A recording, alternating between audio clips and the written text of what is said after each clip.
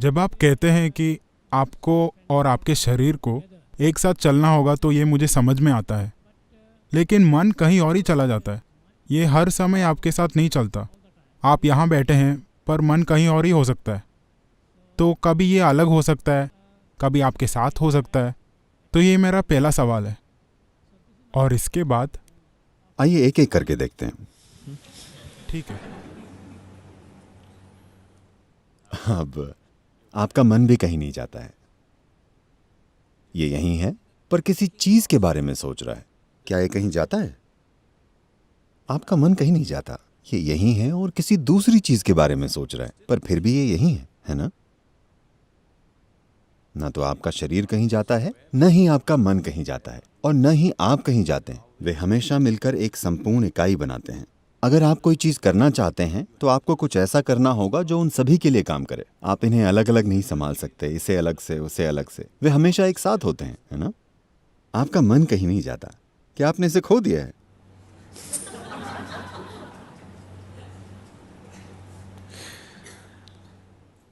बात बस इतनी है कि आप अपने मन की कल्पनाओं से धोखा खा रहे हैं।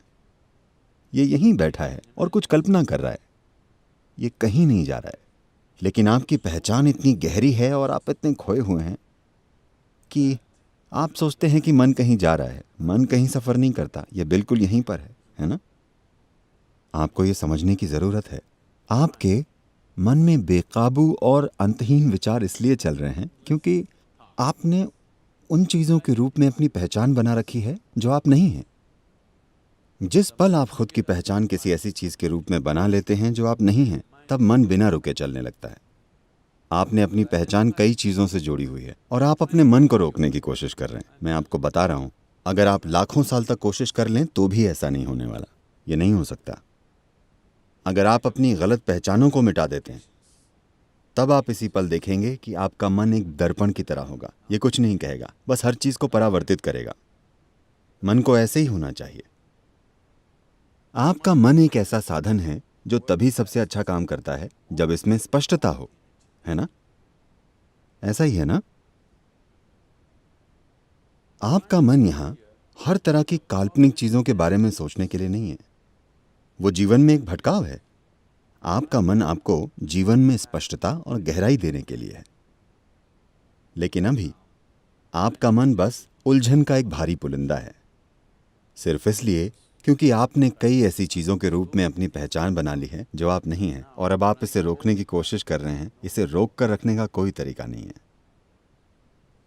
आपने बहुत बुरा खाना खाया और अब आपके पेट में गैस बन गई।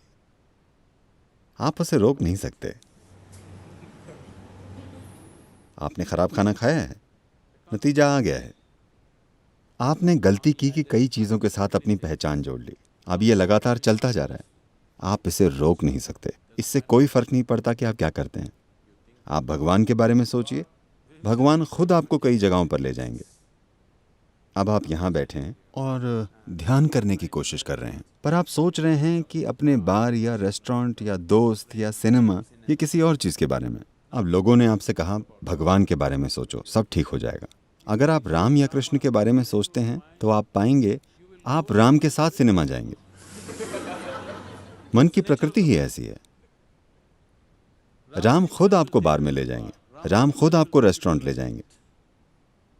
आप इसे रोक नहीं सकते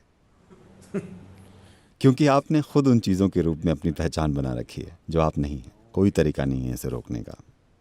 तो यहां जो किया जा रहा है वो आपके मन को काबू में करने के लिए नहीं है। ये उस बारे में जागरूकता लाने के लिए है कि आप क्या नहीं हैं।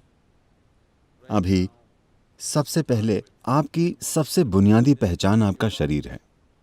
आपने पहचान बना रखी है अपने शरीर, अपने कपड़े, अपने हेयर स्टाइल और अपनी दाढ़ी के रूप में भी, है ना?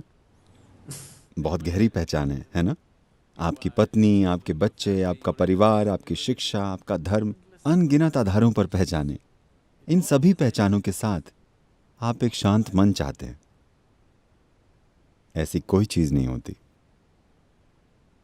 यही कारण है कि हमने आपको शून्य नाम की एक आसान विधि दी है जिसमें आप मन से थोड़ी दूरी पैदा करते हैं। एक बार जब दूरी बन जाती है तो अगर ये बकबक करने वाला मन भी हो तो भी फर्क नहीं पड़ेगा। आप मन से अलग रहेंगे। एक बार जब आप मन से अलग हो जाते हैं तो आप सारी पहचानों से भी अलग हो जाते हैं, Because it's the mind which manufactures identifications, isn't it? क्योंकि मन ही पहचान पैदा करता है ना? So, तो don't हर तरह think की of चीज़ें all मत kinds of सोचिए, things. बस Just इस employ विधि को your काम में voice. लीजिए, तब चीज़ें होंगी, वो चीज़ें होंगी जिनकी आपने कल्पना भी नहीं की थी।